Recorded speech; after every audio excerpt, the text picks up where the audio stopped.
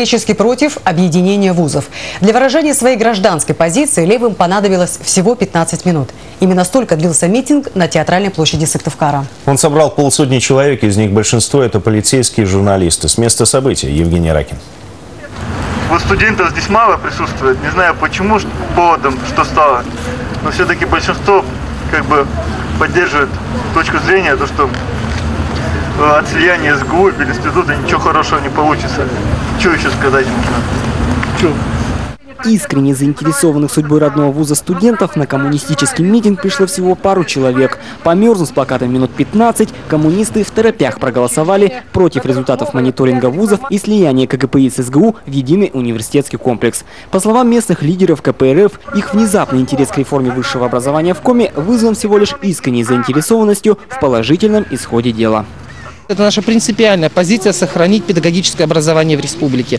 И мы коренным образом, ведь мы не просто вышли, к нам обратились группа студентов, письмо написали, к нам обратилась профессура этого учреждения. Мы лично разговаривали, они просили нам оказать поддержку. Мы эту поддержку оказываем не только потому, что мы уважаем это учебное заведение.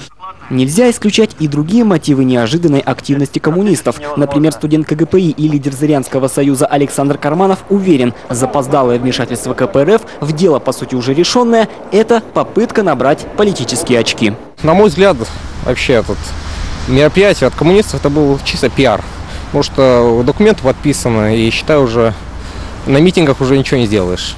Александр Карманов не исключает и финансовый интерес. Все-таки на печать агитплакатов тоже нужны деньги. Напомним, агентство Коминформ опубликовало пакет предложений пиар-компании NPR Group, которая за пару миллионов рублей предложила неэффективным вузам страны отстоять свою самостоятельность. Рубежист Алексей Коллегов выдвигает свою версию. Митинг в защиту КГПИ – это отвлекающий маневр от скандалов вокруг партии.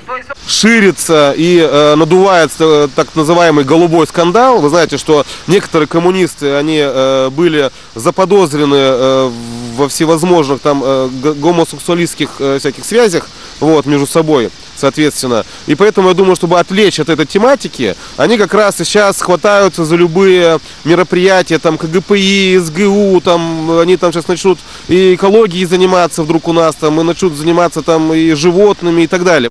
Между тем, столичные вузы на фоне этих споров обговаривают детали будущего слияния. Так, межвузовская комиссия уже изучает опыт реорганизации других высших учебных заведений и формирует план интеграции. Евгений Ракин, Елена Кононова, Олег Юшков, Кирилл Шучалин, телеканал Юрган.